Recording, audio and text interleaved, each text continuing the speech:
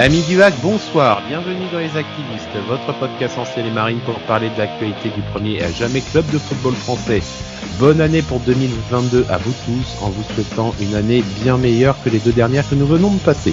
Autour de la table avec moi pour cette émission, vu les chamboulements d'effectifs dus au Covid, il était indispensable d'avoir notre docteur S-Compo d'équipe pour muscler le débat. Florian passe capitaine pour ce soir. Salut Florian. Salut à tous. En parlant de Covid, il a fini sa tablette de Doliprane pour être avec nous car une grande première ne se joue pas sur un jeu de dés. Polo fait ses grands débuts dans Les Activistes ce soir. Salut Polo. Bonsoir tout le monde. Au sommaire ce soir, Gémeaux et Lionceau retour sur Axe Sochaux et activez-vous la rubrique des auditeurs internautes. Cette émission n'est pas la nôtre, c'est la vôtre et nous allons vous le prouver maintenant. Les Activistes saison 2, c'est parti et tout de suite retour sur Axe Sochaux. Restant sur les fruits d'une belle victoire à Auxerre, les Hackmen recevaient samedi l'équipe qui occupait la place juste devant eux, synonyme de play-off en fin de saison. Outre la volonté d'enfin frapper fort à la maison contre un gros, le classement était également un objectif à obtenir. Messieurs, il y avait pas mal d'absents sur la grille de départ côté Hack. Entre autres, donc Thiaré qui s'est rétabli mais qui était encore un peu malade, donc qui a été laissé encore une semaine de plus au frigo. Ben Mohamed avec sa blessure au genou chronique. Et on va parler de nos 7 Covidés pour ce match. Fofana et Koné dans les buts. Déjà, c'était assez sympathique. Et ensuite, pêle-mêle, Fontaine, Abdelli, Mbemba, Wam et Annie Richardson pour ce qui est des titulaires. Flo, comme d'habitude, à tout seigneur, tout honneur, on va commencer avec toi pour la composition de l'équipe. Au vu des absents, finalement, l'équipe qu'aligne Polo n'était quand même pas si mauvaise que ça. Ouais, sur le papier, c'était pas si mauvais. La ligne d'attaque qui ne change pas, plutôt intéressant. Une défense qui, sans touple, semblait solide. Petite surprise quand même de voir Mayembo sur le banc. Mais on en parlera plus tard avec les matchs de Sanganté et Touré, c'était plutôt ok. Ma seule crainte pour moi, c'est évidemment le changement dans les buts. Parce qu'un gardien qui ne joue pas beaucoup la saison, qui remplace un gardien qui, pour moi, ça a discuté, mais peut-être le meilleur de Ligue 2, ça m'a fait un peu peur, surtout contre une équipe de Sochaux qui a besoin aussi de gagner pour se rassurer et de continuer sur sa lancée pour les playoffs. Donc ouais, une compo mitigée sur ça. Après, le milieu de terrain, quand j'ai vu Bonnet dans l'axe, j'étais un peu partagé parce que ça manquera un peu de côté physique que pouvait ramener Richardson, mais avec peut-être un peu plus de gestion et un peu plus de malice. Donc j'étais un peu partagé, donc on verra dans la rencontre si ce choix de Bonnet dans l'axe était judicieux. Polo, pour toi, est-ce que tu vois quelque chose à redire sur la présentation de Flo? Est-ce que tu te dis il y aurait peut-être eu autre chose à faire, un joueur qui est rentré que tu aurais préféré voir, ou est-ce que finalement c'est la composition d'équipe que tu attendais? C'est plutôt logique au final, comme disait Flo. L'équipe était, à part Fofana, Richardson, elle n'était pas si amoindrie que ça dans les titulaires. Donc le 3-4-3, même si c'est plus un 3-4-2-1, c'est ce qu'on utilise sur les derniers matchs, donc pas vraiment assez d'accord pour Bonnet qui a un peu tendance à ralentir le jeu et qui manque d'impact physique. J'aurais peut-être inversé Bonnet et Bas, mais à part ça me paraissait logique aussi. On va commencer, messieurs, tout de suite avec l'entrée du match. Et déjà, la première information, c'est le déluge qui est tombé sur le Stade Océane et sur le Havre en avant-match. On a vu Samuel Olivier et Robert Malm d'ailleurs prendre un petit peu la sauce. Je pense qu'il y a eu quelques sourires légèrement moqueurs dans les tribunes et devant les télés quand on a vu ça. Polo, toi t'étais au match. C'était quoi? C'était à mi-chemin. Vous avez cru que Moïse allait débarquer sur le parking du stade? C'était à peu près ça? Ouais, ça, à peu près ça. Après, c'était pas une pluie non plus. Disons qu'en fait, ça s'est pas arrêté. Ça pleuvait depuis le matin. Ça a continué toute la soirée, toute la nuit. Parce que la pluie, c'était pas non plus des trompes d'eau, mais ça pleuvait sans discontinuer. On voyait des rafales de vent qui passaient le long des toits, qui faisaient bouger des rideaux de flotte. Et puis le gros problème du Stade Océane, c'est que on sait très bien qu'au Stade Océane, il n'y a pas que les joueurs qui sont mouillés quand il pleut, les spectateurs aussi, puisque le toit fuite partout. C'est donc un bon début de match bien sympathique qui s'annonçait. Mais au final, les conditions n'en ont eu cure. Les Havrais ont bien débuté, Flo, avec 3 occasions dans le premier quart d'heure. déjà une petite percée de Boutaïb qui obtient un corner sur lequel le Cal a dévissé sa frappe. Et ensuite, il y a les deux actions sur centre avec d'abord la première avec Touré qui récupère ce ballon à bord surface, qui lance Bonnet qui remonte sur 50 mètres. Décale Alioui pour une tête de Boutaïb au-dessus, et ensuite la deuxième, le centre de Cornet à nouveau pour Alioui qui cette fois est à la finition, qui décroise bien sa tête. Il oblige Janin à une belle parade. Bon, on se dit c'est plutôt pas mal entamé et ça fait plaisir à voir. Ouais, comme souvent avec le Havre, les premières minutes, t'as l'impression que c'est une équipe très offensive, technique. Il y avait des combinaisons Cornet, Alioui et Boutaïb. Je me dis, c'est quand même incroyable de combiner à 3 dans des petits espaces comme ça et derrière un peu pas devant danger, mais de rater ses occasions. À noter aussi que malgré les conditions, la pelouse, impeccable. C'est quand même un élément à souligner. Malgré les trompes d'eau, il y a jamais vu le ballon s'arrêter dans une flaque. J'ai jamais vu des joueurs en difficulté pour contrôler, pour faire des passes et tout. C'était nickel. Donc plutôt plaisant. Parce que ce genre de match là, de reprise sous la flotte, deux équipes qui veulent surtout pas perdre, ça aurait pu se transformer en un 0-0 tout dégueulasse. Et au final, on a eu du jeu au moins sur la première mi-temps. Après, pour revenir sur les occasions, moi celle qui m'a le plus marqué, c'est quand même celle de Baldé, qui après un bon décalage de Cornet est seul sur son côté. Après, il est en bout de course, il avait auparavant été touché au nez, donc il saignait du nez, donc il avait du coton dans le nez. Donc c'est vrai que le mélange de tout ça pour faire une occasion, c'est compliqué. Mais ouais, non, début de match, comme souvent, où on a des occasions, mais soit c'est trop timide, soit c'est pas assez appliqué.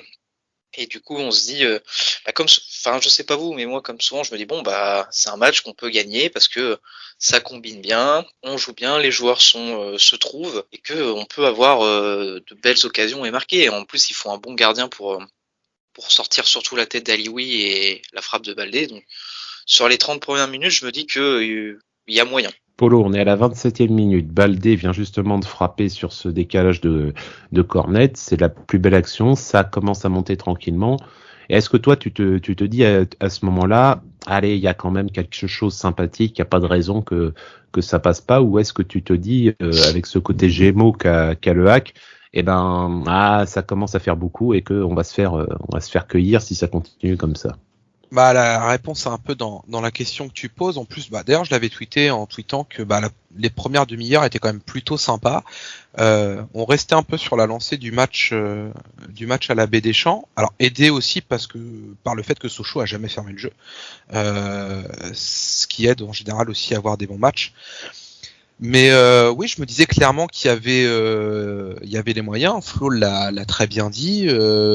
Ça combinait bien. Boutaïb, dont je suis plutôt un grand détracteur, moi je l'ai trouvé plutôt très bon sur cette première mi-temps. Et on se dit il y a les moyens. Mais comme tu dis, on loupe une occasion, deux occasions, trois occasions, et puis il y a un moment, si tu concrétises pas tes occasions, en face, quand ils vont en avoir, ils vont pas se faire prier pour le faire. C'est un peu ce qui arrive en seconde mi-temps, on va revenir après. Mais oui, il faut mettre au fond quand c'est ton temps fort. Après, une fois que le train est passé, c'est compliqué. Et puis le train est passé côté Havrais, mais il n'est pas repassé ensuite côté Sochalien, étant donné qu'il y a deux belles occasions. Ndiaye déjà qui reprend un superbe centre de Kaloulou à la 31e et il dévisse complètement sa frappe qui va finir à côté du poteau de corner, alors que vraiment le but était ouvert, il lui était pratiquement donné. Et 4 minutes après, à nouveau ce même Ndiaye sur une belle frappe, mais son enveloppé n'accroche pas le cadre et on en reste assis pour la première période. Il n'y avait pas besoin de laver les maillots à la mi-temps. Par contre, effectivement, un double cycle d'essorage n'aurait pas été du luxe dans les vestiaires, tellement on voyait que les maillots étaient dégueulés de flotte. J'ose espérer qu'ils ont des matières suffisamment drainantes, parce que on sait ce que ça peut être quand on joue au foot avec des maillots qui retiennent un peu la flotte. À la fin, ça devient un peu lourd. Et donc 0-0, une bonne domination havraise, pas encore trop dangereuse dans la première demi-heure, et une grosse alerte sochalienne en guise de piqûre de rappel dans le dernier quart d'heure. Flo va rattaquer la deuxième mi-temps tranquillement, et Touré essaye d'entrer, de mettre en danger Janin, et sa tête sur corner au premier poteau. On se dit c'est bon, on repart comme en première mi-temps. C'est souvent comme ça, j'ai l'impression que les débuts de mi-temps sont souvent l'avantage des Havrais. Pourquoi, je ne sais pas. Là, on pourra pas parler de fraîcheur physique parce que les deux équipes reviennent de trêve. Il n'y avait pas eu de match depuis assez longtemps. Ouais, sur les corners, alors je sais pas vous, messieurs, je vais vous poser peut-être une question. Moi, quand je vois des coups francs de cornet, je me dis tout le temps ça peut être dangereux. Autant les corners, le nombre de corners qu'on a eu, j'étais quand même un peu déçu pour un gars qui. Alors après, c'est quand même un geste technique à bien placer dans la surface. On en a eu peut-être quoi, je sais pas, allez, une petite dizaine de corners. J'en ai trouvé peut-être un ou deux dangereux. Je sais pas vous. Mais c'est une maladie depuis 15 ans, les corners au Havre. Ouais, mais là, quand on a un vrai tireur entre guillemets de coups de pied arrêtés, il est vanté.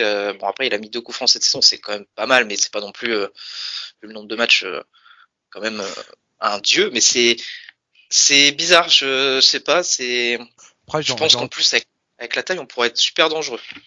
Parce que après, j'ai envie de te dire, on a Fontaine qui est pas dégueulasse sur les coups de pied directs, sur les coups francs directs, qui est pas un peu moins bon cornet, mais qui est pas immonde non plus. Et puis au niveau corner, c'est une catastrophe aussi. Donc, je sais pas. Les corners, ouais, c'est un gros problème. Le truc, en fait, c'est que le corner, le beauté du corner, c'est un geste technique et comme tous les autres, bah, il doit se travailler et ça doit se faire. Mais je sais pas si vous aviez lu l'interview de Cornet quand on lui disait est-ce que vous travaillez vos corners? Bon, pas plus que ça. Ah, bon, d'accord. Bah ouais, mais Donc, quand t'as des mecs comme Touré qui font 2 mètres, quand t'as Gibaud, Boutaïb qui sont pas mauvais de la tête, parce que Boutaïb, le nombre de déviations sur des sorties de balles de la tête, on se dit que c'est vraiment une arme offensive, et vu notre inefficacité devant, c'est peut-être un des seuls moyens, en attendant le retour de Jamal et ses pénaux, que d'aller marquer. Et en plus de ça, pour enchaîner, j'ai trouvé le match de Touré, défensivement, vu qu'on parlait de lui, il avait face à lui un Virginius, que je dise pas de bêtises, un petit oui, là. Virginius, oui. Et on s'est dit, il va se faire bouffer en vitesse et quasiment à chaque fois, il lui met le petit coup de physique qu'il faut bien, il l'empêche de passer. Et le pauvre, il a passé un mauvais match. Donc non, Touré très très content de sa prestation. Bon, à part sur le but de Sochaux où c'est un peu lui qui couvre, mais bon, ça c'est pas la plus grosse erreur sur cette action. Il a été intéressant. Après, dommage qu'offensivement sa tête passe à côté. Ah, on va y arriver gentiment au but parce qu'au final, il y avait quelques actions en première mi-temps et donc là, on est en entrée avec la tête de Touré. 10 minutes après, tu auras une frappe de Bonnet de 30 mètres qui passe quand même relativement loin de la cage de Jeannin. Et on arrive au moment où moi j'avais dit, bah, après les 2 occasions de Sochaux, fallait punir. Et ben nous, on n'a pas puni. Et Kitala pour Sochaux, lui ne s'est pas privé. Il venait juste de rentrer. Il est magnifiquement lancé par Vesbeck qui est laissé complètement seul et la frappe sèche de Kitala va tromper Gorgelin 0-1. On est à la 65e minute et on va reparler justement de l'action. T'en avais parlé Flo, on va continuer. Je vois l'action et je vois Vesbeck là tout seul pendant 2-3 secondes. J'ai revu la vidéo, je me dis c'est pas possible, j'ai mal vu. Il a pas été un mec comme Vesbeck, on l'a pas laissé seul aussi longtemps que ça. Bah si, au final on l'a laissé seul comme ça. C'est la première grosse erreur et la deuxième erreur, tu en avais déjà parlé, bah c'est la couverture un peu lâche de Touré qui remet en jeu Kitala qui peut ensuite aller faire son travail de buteur face à Gorgelin d'une belle frappe et ça pouvait difficilement aller ailleurs qu'au fond des filets dans ces conditions. Ouais, alors je sais pas quelle est la plus grosse erreur. Moi j'en vois 3. Déjà la première, tu l'as dit, c'est Esbeck tout seul. Un gars comme lui qui pour moi est le meilleur joueur de Sochaux et de loin, un des meilleurs passeurs de ce championnat, tu le laisses tout seul comme ça dans une zone de confort, mais il va trouver l'espace parfait. Pour moi, la deuxième erreur, bon, on va dire Touré qui couvre, même si c'est tout l'alignement. Parce que je pense que si c'est, alors je sais pas si c'est Gibaud ou Sanganté qui est un peu premier niveau que Touré, je pense qu'il est pas loin de Kitala et qui peut l'intercepter. Et en fait, le Kitala, il est entre Sanganté et Gibaud tout seul. C'est, on a 3 défenseurs centraux, ils ont un seul attaquant de pointe et le gars était tout seul. Ah, il est Après, entre Gibaud et Touré, Sanganté est plus bas. Ouais, Sanganté est plus bas. Donc, voilà, c'est peut-être un mauvais placement de Gibaud. J'ai pas bien vu l'action, mais je me suis dit comment il fait pour être tout seul à la limite. Et après, bon, bah, Gorgelin. J'ai vu beaucoup de gens lui taper dessus sur Twitter. À tort ou à raison, hein, ça, je le défends pas. Après, le pauvre, il prend 2 frappes cadrées dans le match. La première en première mi-temps, c'est une frappe de U8, U9. C'est quelque chose qui tout le monde pouvait arrêter. Et la deuxième, c'est un face-à-face. Le gars, il te met une minace. Bon, j'ai vu des tweets très drôles de Fofana l'a arrêté un peu à la Fédé de la Louse avec le Paris Saint-Germain. Mais je pense que même Fofana, bon, il aura peut-être fait un exploit, mais Là, c'est difficile de reprocher à Gorgelin peut-être son placement et encore, parce que là, franchement, il est dans la surface en 1v1. Le but c'est quand même difficile à éviter, à moins que le joueur fasse vraiment un gros raté, c'était compliqué. Donc là, ouais, c'est un mauvais. En plus, c'est tout bête parce qu'il y a 2 frappes dans le match, une seule en deuxième mi-temps. Moi, ma grosse crainte dans ce match, c'était Gorgelin qui a remplacé Fofana et je me suis dit si on se prend des assauts, on risque de prendre des buts. Il se prend une seule frappe, un but. Alors après, on dira oui, le gardien doit être là quand il faut. Là, il a pas été là. Est-ce qu'on peut vraiment lui reprocher? Je trouverais ça dur. Et toi, Polo, sur l'action, est-ce que c'est quoi qui te marque le plus? Sur l'action, en plus, là, pendant que vous parliez, je suis en train de la re-regarder. Pour moi, c'est pas forcément un problème d'alignement de la défense. On peut toujours dire que Touré pouvait faire un pas en avant, mais ça se joue tellement au dixième de seconde que c'est compliqué. Pour moi, l'erreur, c'est surtout le cal qui laisse Westbeck tout seul. Et là, parce que c'est la passe de Westbeck qui fait tout. L'appel de Kitala est très bon, mais la passe de Westbeck est magnifique. Donc à partir de là, je pense que pour n'importe quelle défense, ça aurait été compliqué. Voilà, comme tu l'as mentionné, Westbeck, il est laissé complètement seul. Et je pense que la seule erreur, elle est ici. Et pour Gorgelin, je suis partagé parce que moi, je l'avais trouvé plutôt bon la première saison quand il est arrivé. L'année dernière, il a été un peu à l'image de l'équipe. C'était très compliqué. Sur ce match-là, en effet, c'est difficile de lui reprocher quelque chose. Il y a une frappe en première mi-temps qui est complètement anodine. Et derrière, un face-à-face, mais le ressentiment que j'ai de Gorgelin et que je pense que beaucoup de gens ont, c'est que Gorgelin il fait pas de boulettes. Mais Gorgelin, l'impression qu'il est jamais ultra décisif non plus en fait. Je sais pas si Fofana l'aura arrêté, on peut pas savoir. Mais Gorgelin donne l'impression qu'il va jamais sortir. Il va arrêter ce qui est facile à arrêter, mais il va jamais être capable de sortir. On a cette impression qu'il va jamais être capable de sortir l'arrêt qu'il faut au bon moment. Le gros arrêt difficile à aller chercher. Et je pense que c'est un peu ce qu'on lui reproche. Après, Ouais. ce match-là, c'est compliqué. Ouais, j'avais remarqué aussi sur une action Sofiane en première mi-temps, où il y a un ballon qui arrive dans la surface et qu'il y a un défenseur du HAC, je sais plus si c'est Sanganté ou Touré, et il est là, il peut sortir et soulager son défenseur, et il hésite, il y va pas, et du coup c'est un dégagement catastrophe. Il y a peut-être aussi un manque de confiance, t'es là, t'es le doyen, t'as passé presque quasiment toute ta carrière dans l'ombre du gardien de Lyon, t'arrives au Havre, là une saison, tu fais une bonne saison, la deuxième elle est pas terrible, tu te fais passer par un petit jeune. Ouais, peut-être que il y a un manque de confiance aussi. Et bon là sur ce match, confiance ou pas confiance, quand tu te prends 2 tirs, ça beau avoir de la confiance ou pas, ça change pas grand-chose. Surtout sur ces 2 frappes. Donc on le sent pas trop non plus serein. Donc ça aide et ça aide pas non plus la défense. Surtout qu'on peut rajouter sur ce match-là, même si la pelouse était très bonne, ce que tu as dit tout à l'heure, j'étais moi-même étonné. N'empêche que tu as un ballon qui fuse énormément, surtout sur une frappe à ras de terre comme ça. C'est à moins vraiment de mettre complètement un pied en opposition, ce qui était difficile dans sa position. C'était très très compliqué à arrêter de toute manière. Non, mais il y a peut-être le côté, comme vous dites, les gars, c'est qu'il s'est fait dépasser, il sait qu'il est numéro 2 dans la hiérarchie. Il a re-signé là il y a quelques mois pour une certaine durée, mais il a quand même le petit jeune devant et il a quand même la pression d'essayer de montrer au moins qu'il vaut mieux que le poste de doublure. Mais comme tu dis, il n'y a pas d'erreur, mais il va pas y avoir l'arrêt formidable qui sort, comme par exemple il y a eu à Auxerre où Yaya en deuxième mi-temps va en sortir 2 exceptionnels pour sauver 2 points sur les 3 de la victoire. Donc il y a peut-être de ça. Puis il y a le côté, il est arrivé dans les bagages de Paul Le Guen. Et on a un gardien qui est formé au club. Il y a aussi ce paramètre-là qui est simple aussi à mettre dans la balance. Donc il y a aussi peut-être un peu de ça aussi dans des amours qui.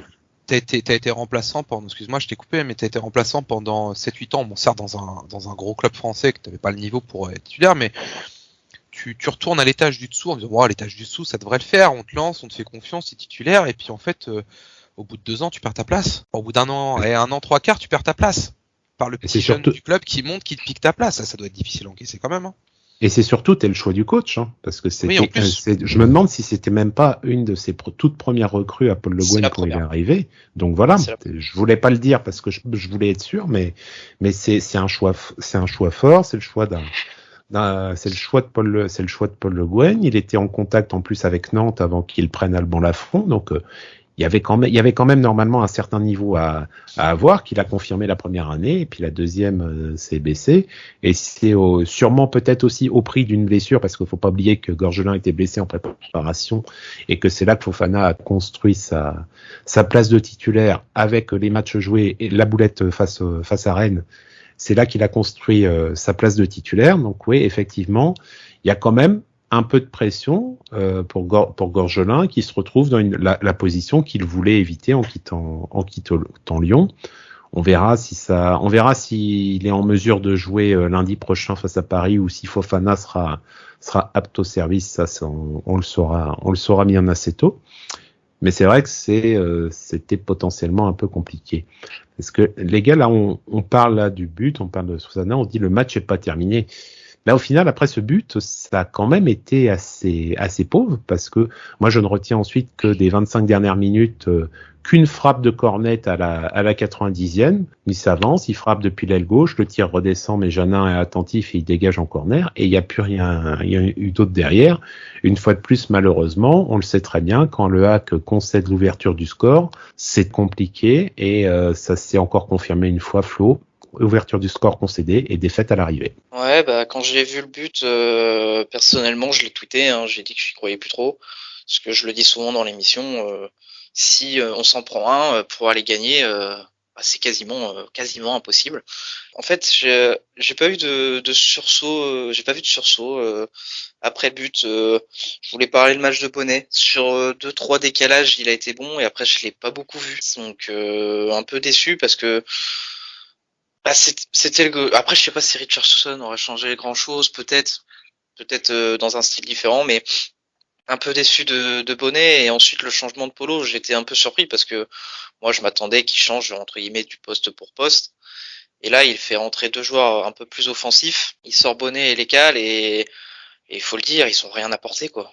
C'est peut-être moi qui ai un peu décroché sur le match, mais Ba et Mahmoud, j'ai vu Mahmoud à un moment il part sur un côté pour essayer de dribbler, et il y a une passe à faire, il fait pas, il s'entête et il fonce dans le mur, et à ce moment-là, je me suis dit, oh non, c'est fini, quoi. C'est dommage, parce que on reprend, quand on fait le déroulé du match et que tu reprends les 20 premières minutes avec les combinaisons Cornet, Bouteille, Balaoui, je me dis, mais comment c'est possible de passer de ça à plus rien? J'ai pas de solution. Moi, quand je vois le HAC depuis quelques années, j'ai l'impression qu'il manque toujours quelque chose, mais toujours un petit truc.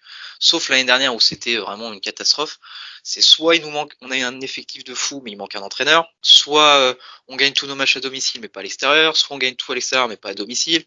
Soit on a un attaquant de fou, mais on a une défense de passoire. Soit on a une défense de passoire, une défense forte, mais on n'a pas d'attaquant. Et j'ai déjà vu des tweets qui font passer, s'il n'y a pas le top 5 cette saison, tu peux déjà repartir pour une reconstruction, parce que Fofana, il va pas signer, il va partir. Richarlison, il va se faire arracher par tous les clubs.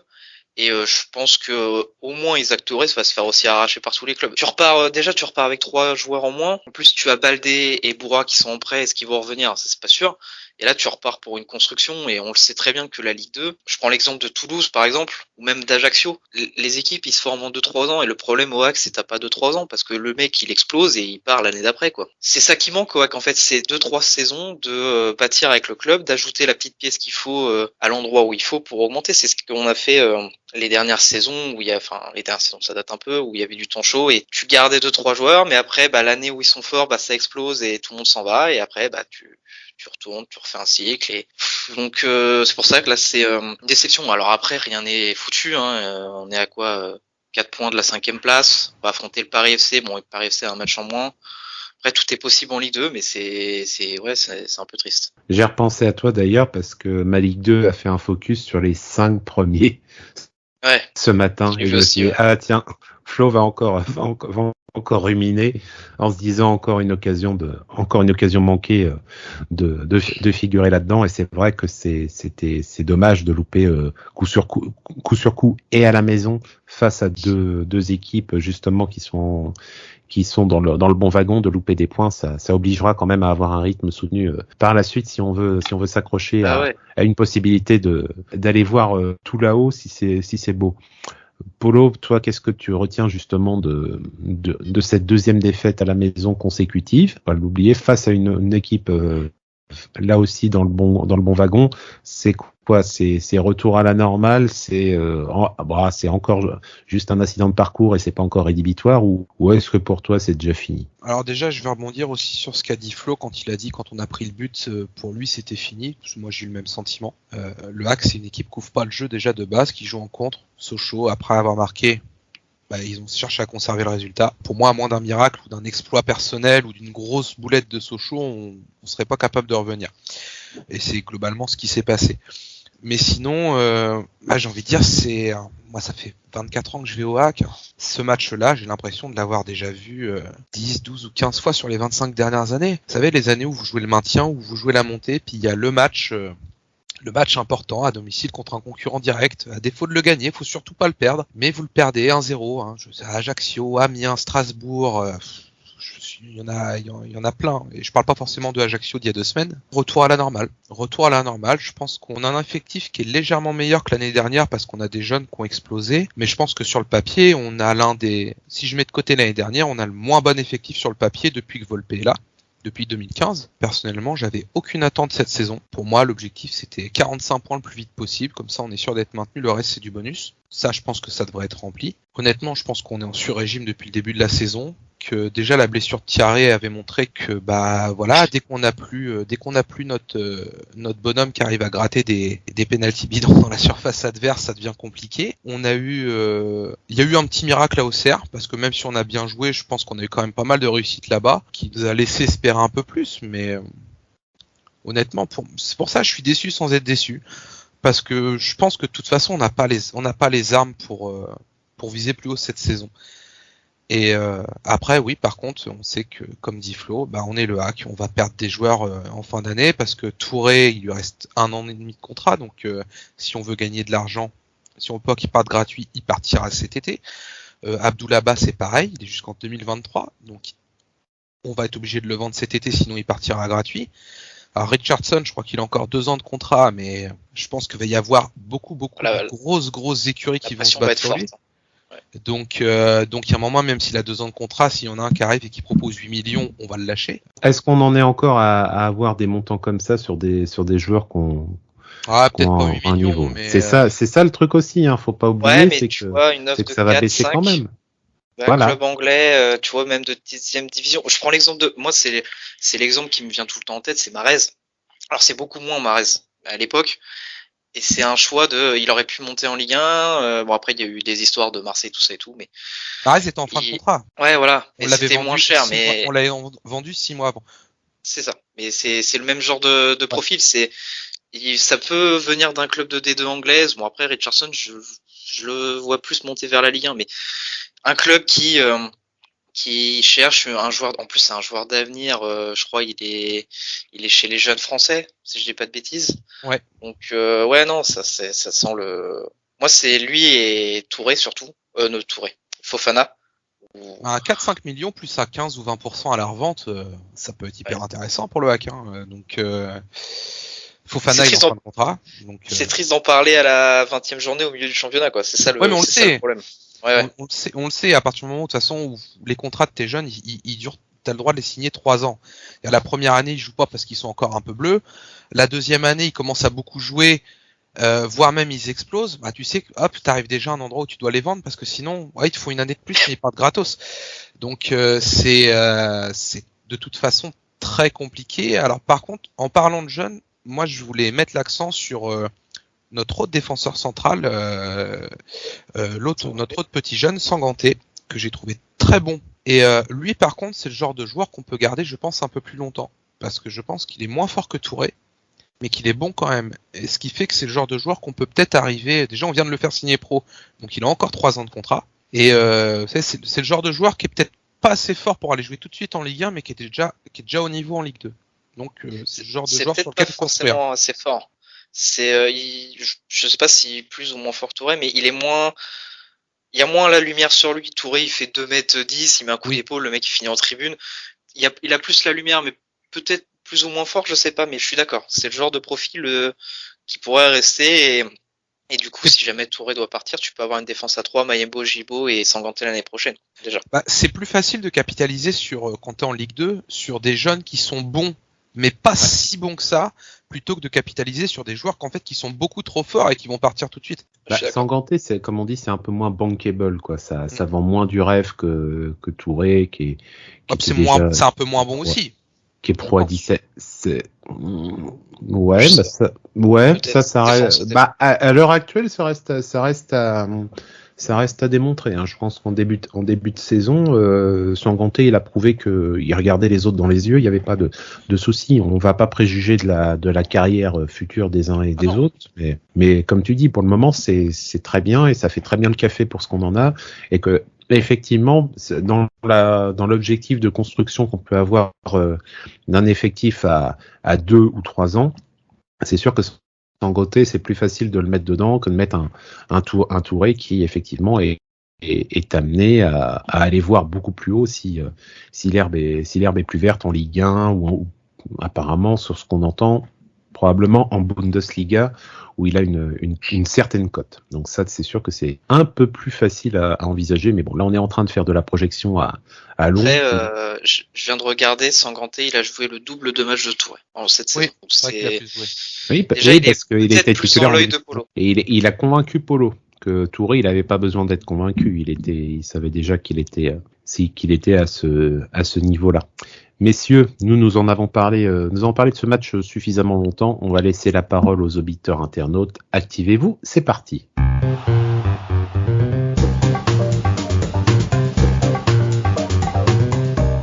Il n'y a pas eu grande activité sur les réseaux sociaux samedi après-midi. Beaucoup de gens, je pense, étaient un petit peu déçus et surtout avaient vite envie peut-être de se mettre à l'abri au coup de sifflet final, mais on va quand même défiler quelques messages que nous avons vus. Vous savez ce que c'est ? Un bon activez-vous ne serait pas un bon activez-vous sans une ouverture avec John Kenzo. Donc la plus grande action du match, c'est la madame qui a passé son après-midi à traquer les personnes debout dans le COP pour pouvoir envoyer la sécurité. Tu confirmes, Polo ? Je ne sais pas qui est John Kenzo sur Twitter, mais je pense que c'est la personne qui était juste à côté de moi au stade. Oui, et ils ont fait ça que dans le COP. Parce que dans les autres tribunes, ils le faisaient pas. Dans le bas du COP, on était quoi, les 50. Sur les 50, on devait être 10 ou 12 debout. Ils ont passé tout le match, les stadiers, à venir nous voir, nous dire de nous asseoir. Dès qu'ils partaient, tout le monde se relevait. Et il y a la madame de la sécurité qui est venue et puis qui demandait à ces gars de nous faire asseoir. Et à un moment, ces gars, ils en ont eu marre parce que forcément, ils nous demandaient de nous faire asseoir. Puis quand tu levais la tête puis que tu regardais en latéral, tout le monde était debout, surtout à la mi-temps. Ils nous demandaient de nous asseoir à la mi-temps. En latéral, les 1500 personnes en latéral, tout le monde était debout. C'était ridicule. C'était juste ridicule. Je pense qu'elle s'est pourri son match. Elle a pourri le match de ces gars. Puis elle nous a un peu pourri le match aussi, même si on en rigolait, quoi. Mais c'était un peu ridicule. Heureusement que ça vendait pas de bière parce qu'il fallait les prendre assis. Les buvettes étaient fermées. Quelle honte. Même pas une petite binouse par ce temps-là. Ouais. Et enfin, on va aborder après ce petit instant marrant des réactions d'après-match, mais vous vous doutez bien de toute façon que c'est même pas très passionné et on savait à peu près ce qu'on allait avoir. Ackman, logique cette défaite, je sais pas, mais aucune occasion en seconde mi-temps. On peut pas y arriver avec une aussi faible attaque. Bon, ça, on en revient toujours sur le sujet classique, messieurs. On a entendu Le Guen en conf de presse. C'est compliqué, on cherche, mais c'est difficile. Et ajouter à ça, avec la vague de Covid qu'on se prend en ce moment, les équipes n'ont pas envie de se découvrir parce que qui sait si dans 3 jours ils n'auront pas 2 attaquants confinés pour 2 semaines et le petit jeune de réserve, il aurait pu être dans le groupe voire titulaire. Ah ouais, non, mais c'est le cas pour tout le monde. Après, là, sur ce match, notre ligne d'attaque n'était pas vraiment touchée par le Covid, quoi. Donc c'est ça qui est triste. C'est nos titulaires, entre guillemets, indiscutables. Et à part sur 20 minutes où c'était un peu intéressant, après ça s'est éteint. Est-ce que ça sert vraiment de recruter cet hiver ? Franchement. Pour moi, non. Si t'as des espoirs, oui. Si t'as pas vraiment d'espoir... Après, moi, en fait, ce que j'attends, c'est le retour de Thierry. C'est ça le truc. Mais combien de temps ça prendra, quoi. Après, honnêtement, est-ce que vous avez un quelconque espoir de monter, rien que de décrocher les barrages ? Moi, j'y crois pas. Comme dirait un grand, je vois 2-3 équipes ne pas décrocher. C'est Ajaccio, Toulouse et peut-être Auxerre. Et encore. Et après, je me dis que tout est possible. Hein. C'est de la Ligue 2. T'es pas à l'abri de. Je souhaite pas, mais le meilleur joueur d'une des deux équipes devant se blesse. Et ça a du mal à tourner après. Un enchaînement difficile. Après, ça peut aussi nous arriver. Hein. On peut très bien finir 7-8e à la fin de la saison. Mais en fait, moi, ce que je me dis, c'est qu'on a passé le plus gros. Là où on est d'habitude vraiment catastrophique, c'est la fameuse octobre-novembre là. Et on a passé ça. Donc tant qu'on n'est pas à plus de 10 points, j'y crois. Non, puis il y a encore de toute façon, on le dit, les équipes en haut elles vont bien se rencontrer à un moment, donc il y a au moins une équipe qui va se neutraliser. Ensuite, c'est à nous surtout d'arriver à imposer un peu notre loi au Stade Océane. On n'y arrivera pas. De toute façon, on peut prendre le problème par tous les bouts. T'as beau être la troisième équipe à l'extérieur, à avoir perdu qu'un seul match sur la phase d'aller, si t'es pas capable d'enchaîner trois victoires de suite à la maison face à des équipes moins fortes que toi, peut le prendre dans tous les sens, ça va pas. Et il y a des les deux messages que je vais vous donner derrière ensuite vont dans un peu dans ce sens. Roméo Clos, tournant de saison égale défaite, c'est mathématique. Ça, c'est le premier match. Et ensuite, un dernier message de Nicolas Wagner, qui est chroniqueur à Lucarne Opposé. Défaite à domicile contre Ajaccio et Sochaux. Le Hack Foot ne mérite pas d'être dans le top 5. Et je rajouterai une autre défaite face au Paris FC. Donc, on a perdu quand même à la maison face à Paris, Ajaccio, Sochaux. Bon, bah on en conclura ce qu'on voudra. Mais c'est vrai que ça la fout mal si tu as un objectif d'être dans les top 5, d'avoir déjà perdu face à 3 des équipes de ce top 5 à la maison. Ouais, tu rajoutes le nul aussi à la maison contre Toulouse. C'est un bon nul pour le coup. Ouais, c'était un bon nul. Hein, voilà, c'est j'ai envie de dire, voilà, justement, pour le coup, celui-là, il a plus un petit goût sucré qu'un goût amer pour les autres. Ouais, non, mais c'est pour même en soi, la stats, défaite. Ouais, après, c'est ce que j'ai dit un peu tout à l'heure. Est-ce que on revit pas ce qu'on a déjà vécu de nombreuses fois où plein d'années on jouait la montée, mais on se retrouvait toujours à perdre contre les concurrents directs à la maison. Je me souviens en 2003, alors ça remonte, une défaite contre Ajaccio à domicile et au final à la fin de l'année t'es relégué pour un point face à Ajaccio. En 2006. N'en parle pas de cette fin de saison là qui était juste absolument horrible. Il y avait tout de toute façon. Ouais. En 2004 t'as une occasion en or de te mêler à la course pour la montée, puis le match charnière contre Amiens tu le perds à domicile. En 2007 le match hyper important contre Strasbourg à Deschazos tu le perds. Enfin j'ai envie de dire c'est l'histoire qui se répète, le cycle éternel oserais-je dire, mais ouais là en plus 2 fois de suite, quoi, 2 matchs à domicile de suite. Heureusement qu'il y a un petit miracle à Auxerre, qu'on a de la réussite à Auxerre, parce que sans ça, là, on commencerait à être bien décroché, je pense. Ouais. Et en plus, moi, c'est ça qui me fait mal, c'est que le match contre Ajaccio, on doit le gagner tous les jours, vu le nombre d'occasions qu'on loupe, les poteaux, tout ça. Et là, ce match-là, c'est River, je pense pas qu'on mérite de le gagner hier. On ne mérite pas de le perdre. 2 frappes, dont une seule en deuxième, enfin une dans chaque mi-temps pour Sochaux. C'est sur ces détails qui font mal. Alors oui, faut jamais refaire le match, mais là, au moins hier, c'est forcément minimum 1 point qui doivent revenir. C'est pas 0, quoi. Et si en fin de saison, il y a une égalité de points où il manque 1 point pour être en barrage, on repensera à ce match où on s'est pris qu'une frappe et qu'on s'est pris un but, quoi. Mais au final, sur le match, c'est 3 tirs cadrés pour le Hack, 2 pour Sochaux. Les 2 équipes se sont quand même bien neutralisées dans l'ensemble. C'était pas un match, c'était une pièce. Excuse-moi, ouais. En termes d'occasion, je dirais quand même un petit peu léger avantage le Hack, mais léger. On peut pas dire que Sochaux méritait de gagner. On peut pas dire non plus qu'on méritait amplement la victoire, mais à la fin, on a perdu. Tu sais, le Ndiaye à la 31e, s'il loupe pas son immanquable, ça fait un 0 au bout de la demi-heure. Et là, tu t'en mords les doigts parce que ta première demi-heure, elle est relativement bonne, et puis après, t'as pas puni. Tu n'as pas puni. C'est ça le problème, c'est qu'on punit pas. À un moment, et on voit pas comment on peut punir, parce qu'à la fin, ouais, on a des bonnes montées, on arrive toujours, mais à la fin, quand on est devant le but, on attaque à combien? On est combien devant les buts? Je sais pas si vous avez vu passer le tweet, c'était juste avant le match. Je sais plus qui a tweeté ça. où il y avait de toutes les équipes de deuxième division, un tableau où il y avait le nombre de tirs de totaux depuis le début de saison, le nombre de tirs, le nombre de tirs cadrés, pourcentage tirs cadrés, pourcentage de buts sur les tirs, et le nombre de grosses occasions manquées. Même s'il y a toujours un biais, parce que qu'est-ce qu'on considère comme une occasion ou quoi. Et on voyait que le Hack, en nombre de tirs, on était clairement inférieur au reste des équipes, du haut de tableau.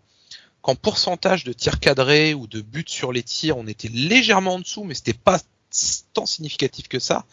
Oui, parce qu'en début de saison, on surperformait justement. Ouais. On réussissait à marquer beaucoup de buts en peu d'occasions. En termes de nombre de grosses occasions ratées, on est largement en tête et nettement devant le deuxième, quoi. Alors, je sais plus qui avait tweeté ça. Bon, ça montre. Je trouvais que ça résumait bien la saison du Hack. Il y a une image symbole d'ailleurs là-dessus, c'est qu'en première mi-temps justement, t'as Quentin Cornet qui part de son aile au niveau du poteau de corner, qui a réussi à rentrer dans la surface. Il lève la tête et il centre tout droit, alors que tous les autres sont pratiquement le plus près, c'est Boutaïb, il est entre la ligne de la surface et le point de pénalty décalé. Et je vois Cornet centrer, il dit mais en fait il a voulu faire quoi là, parce que j'ai pas compris. Et en fait il y avait personne. Il y a personne. On n'est pas capable d'avoir. Ils sont deux à chaque fois. Ils sont trop loin. Deux dans la surface. Ils sont trop loin. Deux dans la surface et surtout le corner. On n'a personne dans les surfaces sur les corners. C'est pareil. Enfin. Excuse-moi. En fait, non, mais c'est ça. Et en fait, le problème de ce dispositif qui devrait être un avantage, c'est les pistons. Et les pistons sont trop bas. Parce que là, sur le centre de Cornet, je vois à peu près ce qu'il veut faire. En fait, le problème, c'est qu'Alioui et Boutaïb font à peu près le même appel. C'est un appel vers le centreur, donc Alioui un peu plus en retrait, Boutaïb plus au poteau. Sauf qu'au deuxième poteau, il y a personne. Mais là, si tu mets côté gauche, je crois que c'est Waib. Si tu mets un Waib qui arrive côté gauche, enfin, s'il y a un latéral qui arrive côté gauche, même s'il va pas frapper, il peut remettre dans la boîte. Et Waib ou Baldé, ils étaient trop loin. Et on l'a entendu à la mi-temps, Bonnet, il a été interrogé et ils ont dit qu'est-ce que vous pouvez améliorer dans ce match. Il fait faudrait que les pistons soient plus hauts et ça n'a pas été le cas. Donc en fait, Polo, je sais pas si c'est Polo qui fait ça ou comme on le dit souvent, vu qu'on est une très bonne défense, on s'appuie là-dessus, mais ça prend pas de risque, c'est frileux le Hack.